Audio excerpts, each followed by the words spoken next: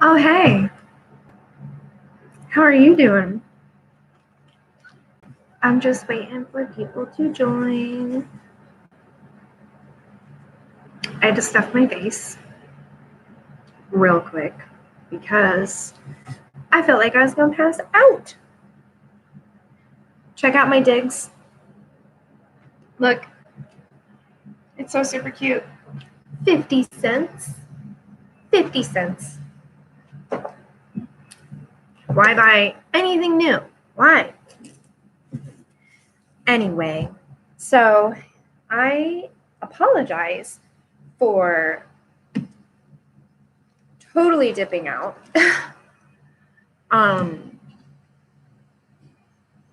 What had happened was, so I posted the post about my dad. Yay, we showed up. Hey, maybe we're not on time, but we are doing it. So, high five.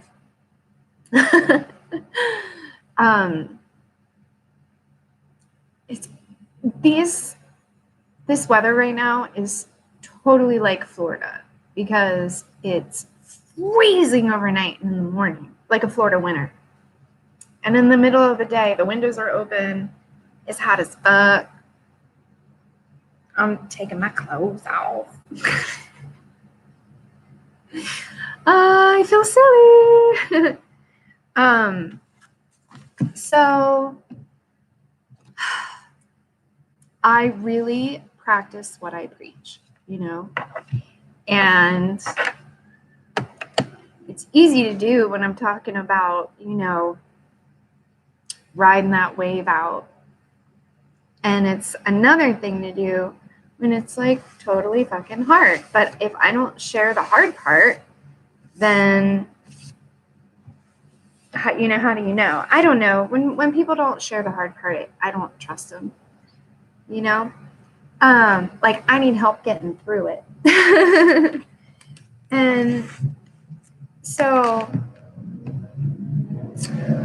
I was having discomfort this week emotionally, and I was fully triggered because of what was going on with my dad, which was the fact that he was still partaking in actions that would not just halt healing, but continue its decline. And I had realized that I had gotten to the point where I'd overstepped my own boundary because of obligation. And it was starting to really cause problems for me. I was becoming really resentful. And because I like the absence of like feeling like shit, now when I start to feel things come up physically, like right away, I'm like, oh, okay, I got to take inspired action now. Because I know by experiencing something I don't want, more what I do want. So I sat there yesterday and I focused on, okay, well, what is it that I want? And what I want is peace. Bottom line, what I want is peace. And that's, letting him go without making him feel bad about it. So I put a boundary down and I said, I'm not going to divulge like serious details because it involves someone other than myself. But I basically said, I'm going to stop doing something that's vital to your experience because it's not in alignment with my integrity. And I can't, do that. And that's really hard to tell, a parent that, or anybody, but like to hold to what brings me relief, what brings actual peace to the relationship. Me holding him to my standard of what I wanted was bringing the opposite, was bringing discord. So I did realize, because I started to have pain again in my thyroid, throat chakra, communication, because I was bottling it up. getting more angry and more angry with each passing day. And then finally I was like, basically I'm being selfish here. And I've already crossed one of my boundaries, which is why I'm angry. And as soon as we talked about it, and I also talked about the trauma, because the television has always been more important. It's been my entire life. I was told to hush up for TV or for, that's just how everything revolved around. And that fed to my not wanting to use computers or not wanting to have a television. I didn't have a television until like a steady television. Probably when the boys were like 4, I lost the battle. We got TV because video games, and it's hard to see the characters when you're on an itty bitty, but it's greatly impacted my life. And because I wasn't around him all of the time, I had been able to let that go. So, So now that I was around him, it was like, abandonment, like, why am I not a priority? Like, and then I was like, okay, well, let's, halt this gravy train, because I'm a priority for me. I don't need to be anybody else's priority anymore. I'm a priority. Well, what does that look like? What does the action of making myself a priority look like? Well, it looks like holding to my boundaries, no matter who it is, because I want peace, because I want to feel good more than I want to be obligated to the outcome of what someone has already, gotten in motion. And so this morning when I woke up, we were on the back porch and I talked to him. I told him all of how I was feeling. I was shaking the whole way through because he's my daddy.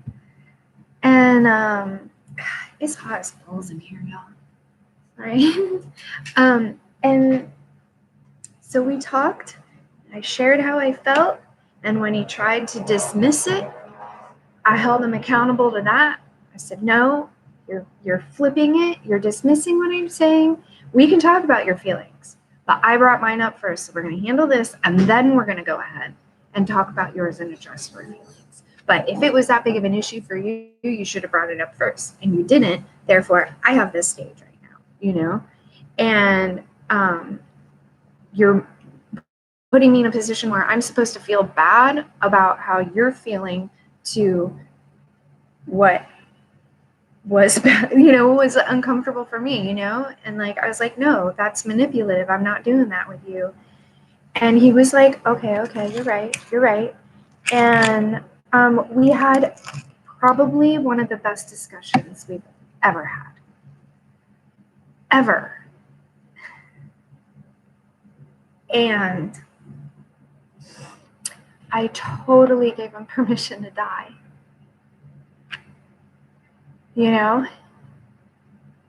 I told him that I had been being selfish and I was resenting him for not doing what I feel like he was supposed to be doing. And so I released him from my expectations. I did address his feelings and how he brought them up, and I did apologize and ask for forgiveness. And it was really great. And I put my boundary down, and he respected it. Such a hard boundary to put down. And I released myself. I released myself from the outcome. And I told him, I said, Dad, if you've made the decision to leave your body, then fine. I love you. I'm going to support you. I just will not cross this boundary. I'm not willing to do this because it doesn't feel good for me. And it was great. And then, we just moved on. And hi, Fiona. And we're going over why I was so late getting on. Normally we're on, at 11. But so I released everything, and we were fine. And then his hospice nurse shows up, and it's a different hospice nurse this time. And we're sitting down, and she proceeded to, without my prompting at all, back up every single thing I've been telling you. And it was like I watched something click in my dad's head. Not that it's gonna change his behavior, but I felt the energy shift a little, and he was like, huh. And he's like looking at me, and I'm like, she's saying she is the medical professional, and it was about holistic care, the energy, and all of that stuff. So, and what was interesting was right before that, I saw the number 1221, which is a new number for me, and it really popped out at me. So whenever it really pops out, I try to look into it and see what it is. And it was basically a message of like, hey, like, focus on what you want, keep hope, you remember that your angels are around you, and like look for what you want to happen. And then boom, the hospice nurse shows up and is totally like, yeah, you can 100% reverse this. Uh-oh, did it freeze? Are we back? I don't know what happened. But she was like, you can totally reverse this, or at least halt it for, and have a decent life. But you got to be able to do both things, and it's interesting. We'll see, we'll see how that goes. But yeah, I think she's coming back next week too. I'm going to see if we can get her. I mean, his other hospice nurse is really great too. Her name is Ginger, and she's got ginger hair. Which I guess was smart by their parents, because then she's never getting called the nickname Ginger because it's her name. Very smart parenting. So anyway, that happened, and that took a lot of time, and it does take precedence over the videos. So I am glad that everything went well. I feel like I experienced a miracle this morning. Just by, A Course in Miracles defines a miracle as a shift in perspective, a shift in consciousness, right? Because if we shift our consciousness, everything changes. And that's a miracle, right? It's a miracle that I'm sober. Well, okay, I can't claim sobriety because I have had some drinks like here and there, but I don't abuse alcohol. I don't abuse things anymore. I'm not on the side of the road begging for money to get my fix. You know what I mean? Miracles happen. And here I am, Lacey. Can y'all see that? It says, keep fucking going. And Lacey sent it to me. And I feel so seen. I'm not going to cry about it, but I feel so seen. Something so simple means so much to me, because I am in that stretch where it's hard to go because I'm breaking through like a glass ceiling for myself, putting myself out there. It's scary, just like anything. It's fucking terrifying, but I'm doing it because I'm brave. I'm terrified, and I'm also brave. And that was okay. I don't want to cry about it, but it really means a lot to me. So, and because it's me, I say fuck a lot. So, I honestly, when we were in the group, I picked out the ones that I wanted to do, And then my day went away. And what's funny was I heard from my guide, do it, just do it right now, you know? And I was like, no, things to do. Oh, I had to go pick up, I wanted to go pick up the truck. It finally got fixed. So I did that. So I am going to actually do this today and day 10. But okay, now let me go back and read the messages. Okay. Lacey hasn't owned a TV in 5 years. You watch shows, but only in the computer, not with ads. Yep. That's it too. I watch Netflix. Like, well, more now I watch YouTube because I've already burned through all of the comics that are on Netflix. And now I'm almost burning through the comics that are on fucking YouTube. It's crazy. And then it's been hard living at mom's because my kids keep trying to watch it all the time and it makes me crazy. Yes, I hate it. It tears families apart. It's the same thing as a phone. Honestly, that is like, I'm noticing a huge trauma that occurred that like I want to work on because that's crazy. Maybe if I work and clear that shit out, then I'll be able to like move forward with all this online stuff.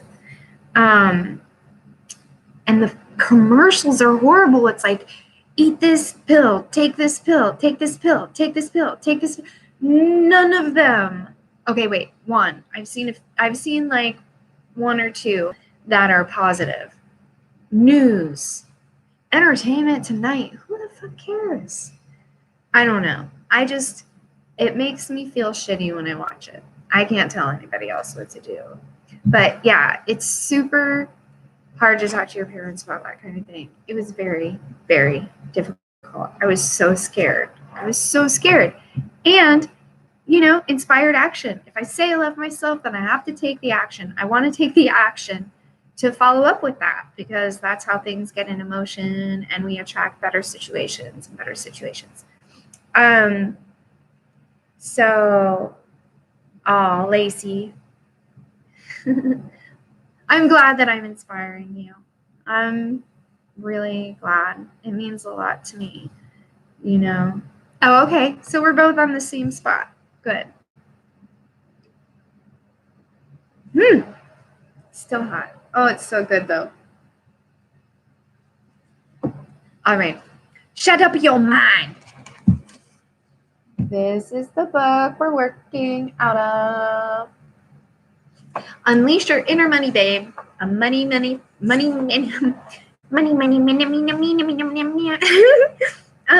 manifestation workbook. Manifesting. Uplevel your money mindset and manifest $1,000 in 21 days by Kathrin Zenkina. I realized that with the fundraiser, I've already manifested like $700. And that's where my focus was. That's where a lot of my focus has been, is manifesting this money so that I can get my dad treatment. So it's working. It's 100% working. It's wild. I feel like I'm seeing miracles happen before my eyes because it's fucking working, man. Like, I'm manifesting money.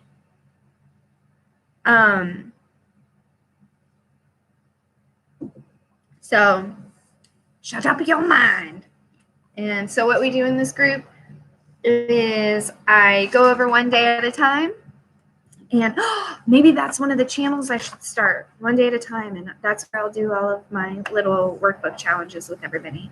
Write that down, Lacey. Take note. Fiona, I'll get back to your questions as soon as we read this day, because this is what we do. We read together and we talk a little. It is hot as bananas in Puerto Rico today. I'm just saying, I'm glad I'm not the only one back. I'm glad I'm the only one back here because I'm sweaty. I'm a lady. Whoa, whoa, whoa, I'm a lady. Anyway. Let me fill you in on a little secret, baby. My best money-making ideas and opportunities came to me when I completely scienced my mind. Not scienced, silenced my mind. What do I mean by silencing my mind? Yep, you guess it. I'm talking about meditation. I don't know about you, but my mind normally races at 1,000 miles an hour. I have thoughts and ideas coming at me so often and so fast, it's not uncommon for me to lay awake at 3 a.m. strategizing how the hell I'm ever going to fall asleep. Trust me, I've already tried journaling, writing them down, and any other strategies to release them, but the crazy continues. And so one day I turned to meditation. Let me tell you, there's a lot of crazy up here. Like me, you may have initially laughed at the concept of meditation. Why sit for such a long time when you can use that time to be so much more productive? As a chronic hyperachiever who thrived off of productivity, meditation looked like a major joke. What the hell was it even for? How do you just sit there for hours? That was until I tried it. I decided to give in, turned on a random guided meditation I found on the internet. For the first time in my life, I started to think clearly again. The voices calmed down and clarity hit me like a ton of bricks. Yep. I soon became obsessed with it and couldn't live without it, especially when the money-making ideas started to peacefully and calmly appear as a result of sitting still and just opening myself up to listening. It became my daily practice. That's why in the group I will post like these rampages, these morning rampages, because not only is it great to sit and like listen and meditate on positive things, but it's also an example of how to get your thinking to shift in the direction of manifestation instead of in the direction of the lack mindset or fear or whatever. So I meditate at least 5 minutes a day, at least. And I have the Insight Timer app on my phone, and it's got, a plethora of meditations. Some are live meditations, and it's been shown, it's been studied. Deepak Chopra and Oprah. Sorry. Deepak Oprah. There's a funny name in there somewhere. I'll figure it out. And they've done studies where they've done global meditation, and during those meditation hours, the crime across the globe dropped. So even though meditation may feel like a waste of time, it's actually the best thing you can do as far as creating change that you want to see, So when we're distraught about what's going on in other countries or whatever, the best thing we can do is sit and meditate on seeing peace or, whatever. So, because that creates the vibration, right? Just this is how it works. We want something. The universe creates the possibility in our, vibrational possibility. And then we remove the obstacles. And a lot of the obstacle is us and our fucking willy-nilly thinking.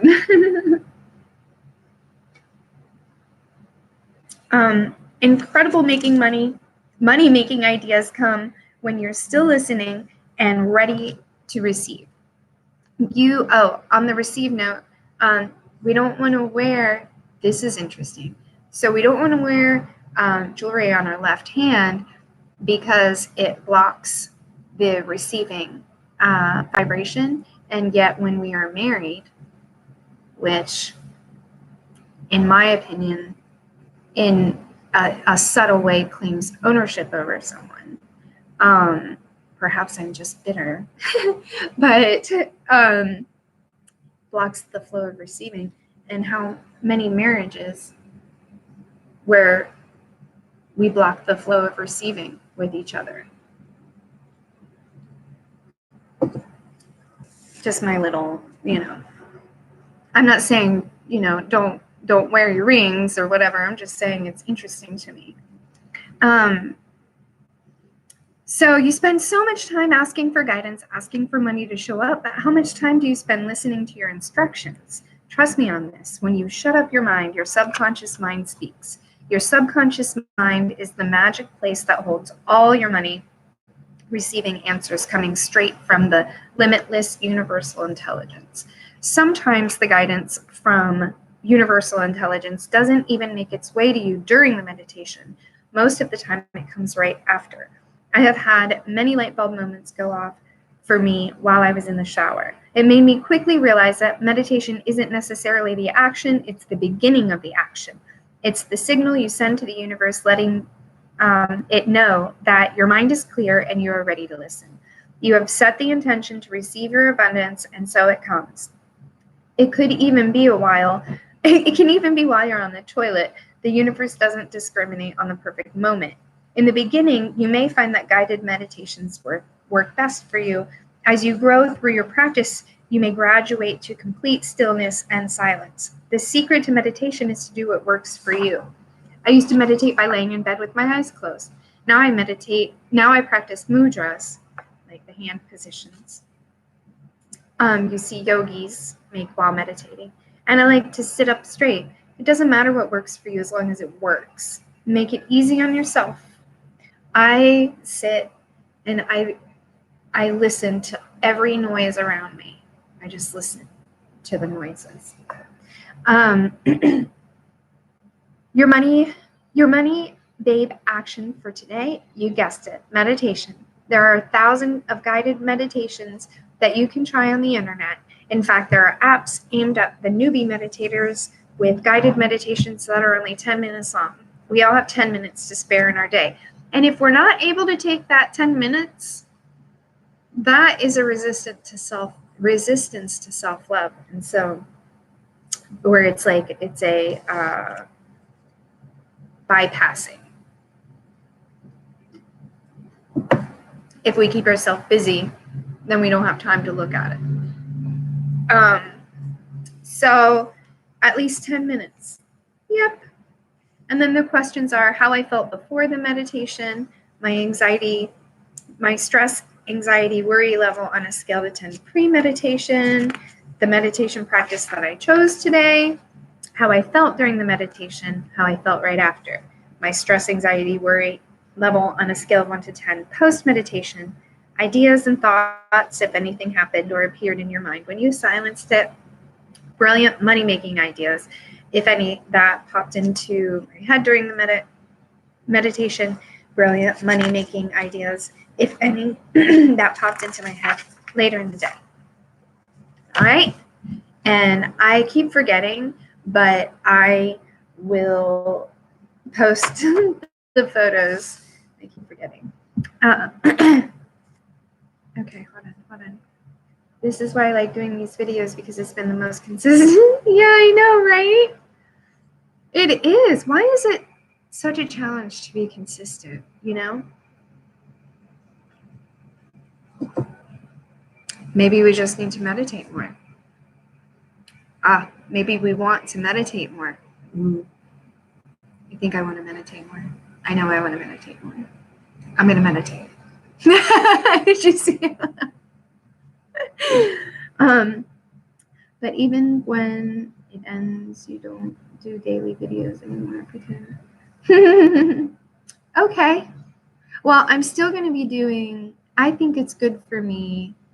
I think it's good for me too, to do this morning thing. And I'm trying to figure out what kind of a thing I'm going to do. I know that I am working on the videos for the 12 universal laws of the universe. And I was going to do one a week, but maybe it may be better for me to do one a day in the morning. Not just on an accountability scale, but also for the YouTube channel to get it, more noticed so that we can reach more people. And if you want to make a video and share something, send it to me and I'll put it up on the YouTube channel. And we'll, all rise together.